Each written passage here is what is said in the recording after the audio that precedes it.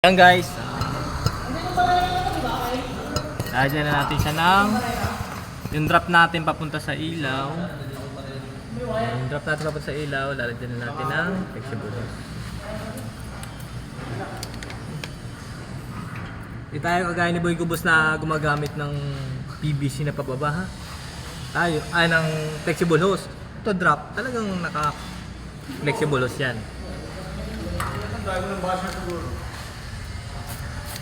Naka-live ka ba, Kaya? Di.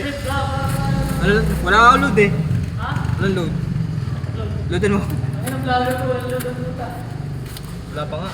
Gago, naka-ano yung alam mo yung nag-skateboard pre? Nag 2,000 views na sa YouTube. Yung skateboard ng mga bata.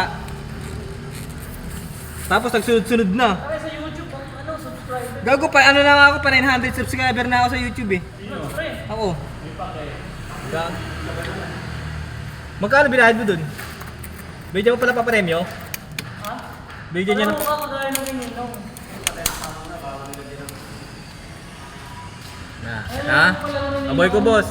Ang drop lang ng ilaw ang nilalagyan ng flexible hose ha. Tatandaan mo. Kung nilalatag ka ng wire, kailangan siyempre PVC.